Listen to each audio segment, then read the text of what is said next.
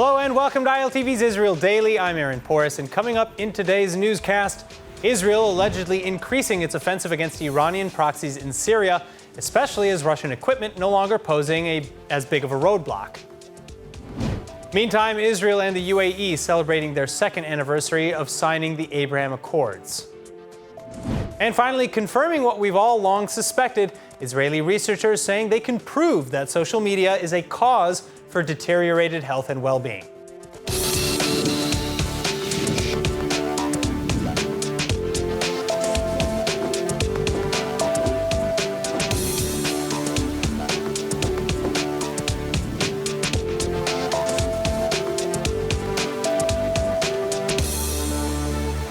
Israeli security forces continuing their increasingly frequent counter-terror operations this weekend, both at home and abroad.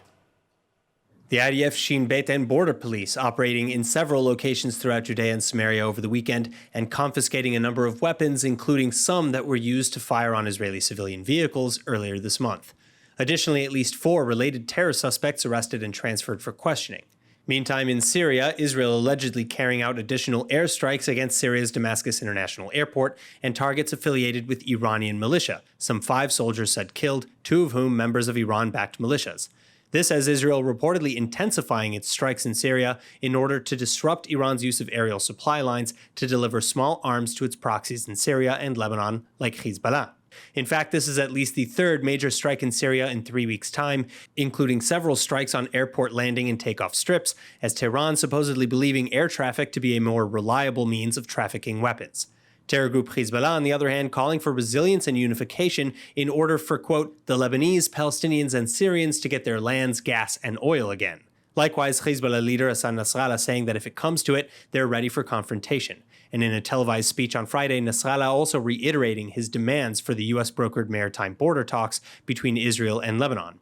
Nasrallah saying the red line for them is that there would not be extraction for Beirut from the Karish gas field, but Israel already beginning extraction from Karish, as it's well within the borders of Israel's territorial waters, according to earlier negotiations and understandings. In fact, Israel defending Karish already from multiple Hezbollah attacks, and the Energy and Company, which has the license to develop Karish, saying earlier this month that it's on track to deliver the first gas from the platform within weeks.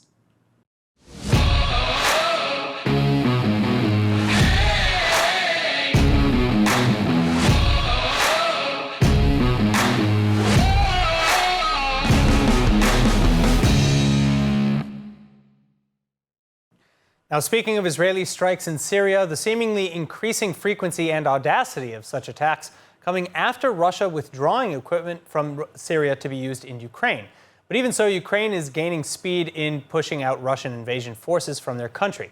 Military strategist and member of the Political Science Department at Bar-Ilan University, Commander Dr. Eyal Pinko, joining with more. Commander, thank you so much for joining us. Now, first off, do you see the current state of the conflict? Do you see the current state of the conflict in Ukraine as a turning point for Kiev? I do believe that we have a lot of way to go through in order to understand where we are or what this war will be. I don't think that Putin will withdraw so fast. And basically, we are all getting our data information from the media, which is totally in favor of Ukraine.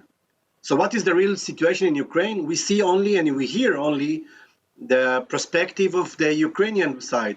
If you look on social media and the Telegram, for example, channel of the Ministry of Defense of Russia, you will see that the situation is being described totally different. So I think our information and what is really happening in Ukraine is very, very limited. We see that in a very narrow, point of view of the media, which is in Ukrainian favor. And I do believe that Putin will not, he will not run so fast from Ukraine. The war is not ended yet. There is no turning really point until now.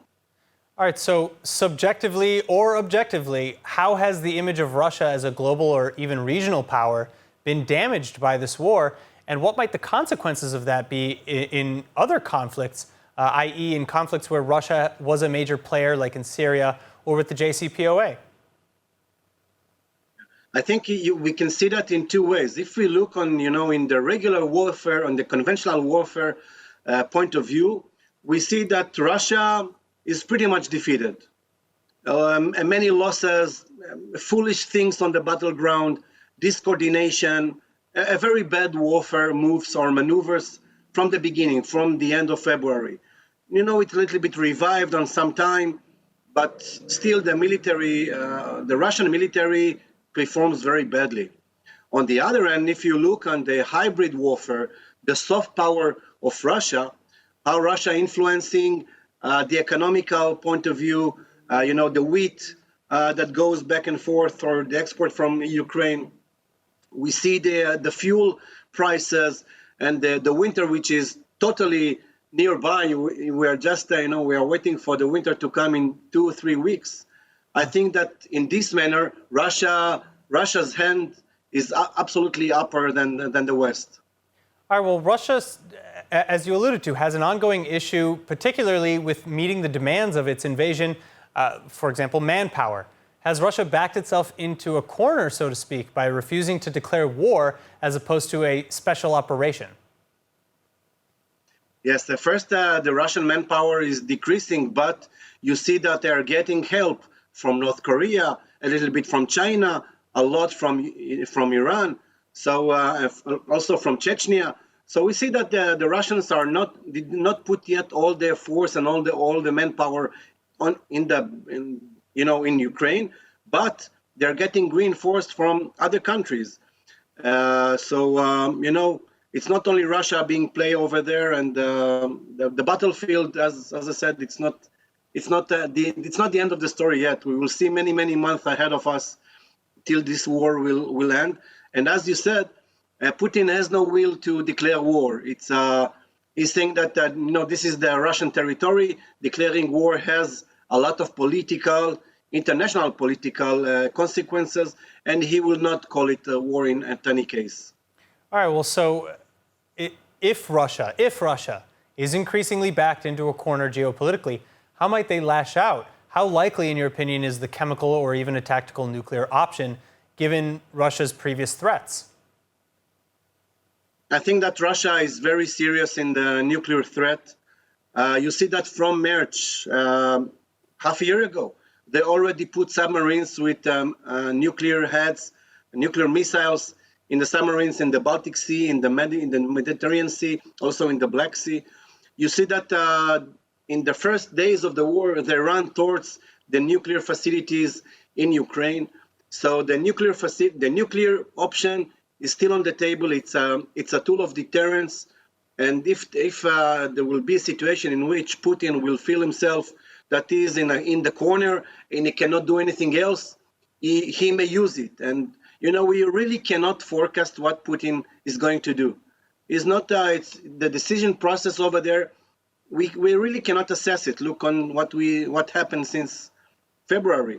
So the option is on the table, and it depends on how we will feel distress in the corner, and he will not be able to do any regular or conventional military steps. All right, Commander Dr. Eyal Pinko, thank you again so much for joining us. Thank you very much. The Jewish New Year's holiday of Rosh Hashanah is now just a week away, and as usual, thousands of Hasidic Jews, including from Israel, are preparing to make their annual pilgrimage to Uman in Ukraine. But both Russian and Ukrainian sources are saying that safety is far from guaranteed. ILTV's Kayla Eberlin with the details. Ukrainian officials again warning Jews not to visit Uman this year for the holiday of Rosh Hashanah, especially as Ukraine even suggesting Uman may intentionally be targeted by Russia to cause a global shock. Thousands of Jewish pilgrims still expected to try and make the trip, however, believing the warnings to be exaggerated. Russia, on the other hand, denying claims of any intent to fire on Uman, but still warning Israel to actively prevent pilgrims from making the trip, as they cannot guarantee the safety in the city amidst Moscow's ongoing invasion. Meantime, the holidays aside, ties between Jerusalem and Kiev somewhat strained, as Israel still seemingly ignoring Ukrainian President Zelensky's call to provide air defenses and other military equipment alongside offers from Germany, the US, France, and Italy. Turning back to the campaign trail now, the party lists have been finalized ahead of the elections in November. but polls over the weekend are still failing to provide any clarity. Joining me to discuss is Gil Hoffman, Executive Director of Honest Reporting and former J-Post political analyst. Gil, thank you so much for being with us now. In light of the stalemate, President Herzog says that he will not interfere with elections, but he will push to establish a broad unity government for the sake of stability. What do you think that means, though? Will he give a preference to parties like Yesh Atid, which have shown willingness to compromise? To watch full episodes of ILTV's Israel Daily and tons of other content from Israel, visit our website at iltv.tv or download the ILTV Plus app.